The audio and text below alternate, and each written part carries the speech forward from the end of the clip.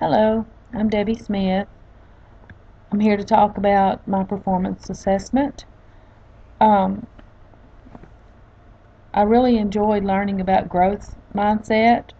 I've already been able to put it to use in the classroom that I am student teaching in. The difference in growth mindset and fixed mindset is that with growth mindset, students feel like they can face the challenge and do what they need to do in order to learn what they need to learn, even if it's difficult for them, even if it's things that they don't really know how to do. They feel like they're up to the challenge. And with the fixed mindset, the students feel like that they can't whatever knowledge they have is finite. They can't learn. They can't figure out when they come to a problem that they don't understand. They're just stumped. Um, uh, Carol Dweck, I really enjoyed watching her videos and learning about her. I'm considering buying the book because I do want to learn more about growth mindset. I want to be able to put it into practice in the classroom and see the results from it. Um, I really enjoyed seeing the scans of the brain scans of the student that had growth mindset and the students that did not have growth mindset. The difference in the brain activity is amazing. Um, the student that had growth mindset, you could see all kind of activity going on. The student that had a fixed mindset, the brain is just like the student is just sitting there. It mirrors what is going on the outside, because if a student is actively trying to figure the problem out and trying different strategies and believing they can do the problem, they have this activity going on the outside. A fixed mindset student is going to be sitting there not able to do the work. That they don't feel like they can do the work. And so to me, it mirrors what's going on the what we see on the outside mirrors what's going on in the brain. We need to teach our students that if they use their brains, it's just like using a muscle, and as they challenge themselves, their brain will get stronger, just like a muscle gets stronger. One thing that I enjoyed reading about was about Ms. Dweck uh, doing a study on all of the 10th graders in Chile, and she found that the students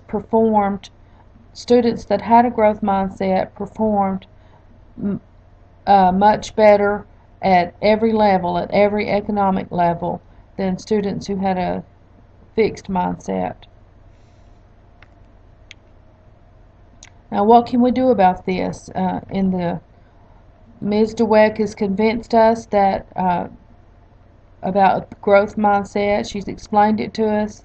What do we do with the knowledge? Do we just hope our students can pick up on it, or can we actually teach it to them? I've been noticing on the internet, I had been noticing about growth mindset, especially on Pinterest, even before we had this assignment, and I didn't understand what it was about. But we can actually teach this concept to students, and they can benefit from it as well.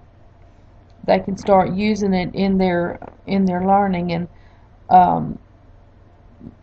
be more likely to have a growth mindset. I'm sure that we've all heard the old adage, sticks and stones may break my bones, but words will never hurt me. We all know by now that that is simply not true. Words do matter. Words matter because they give life to our thoughts, and our students will be impacted by what we say, and it's our choice whether they are impacted positively or they're impacted negatively.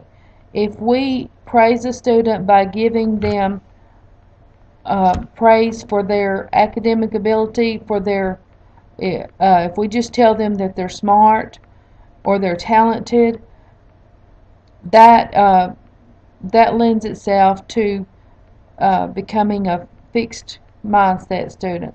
But if we praise them for their because they took the time to learn how to do something, and they stayed with it until they were able to figure it out, they tried different strategies. If we praise their effort, they're a lot more likely to have a growth mindset. And so that's what we want to do in the classroom. Let me just skip ahead to t-tests. T-test has been put into force this current school semester, and it has 4 domains, and it is set up with the rubric, which I really like, because with the rubric you can, if a teacher wants to do better than what she is doing, she can see exactly what she needs to do, exactly what she needs to do better at. And also the appraiser gives evidence, and so there again the teacher can see what she needs to improve on and what she has done well on as well. And I'd just like to also say that if we expect our students to be well well educated, we have to teach them well. And I likened it to preparing a meal for my family. I know what my family likes. I know their likes and dislikes. I have to think about what I'm going to prepare. I have to think about what goes well together, how it's going to look on the plate, and so I plan and I prepare, and I put a meal on the tables for my family. It's the same thing we have to do in the classroom. We have to plan and prepare, and the meal that we give our students every day should be as nourishing and as it can be for their education.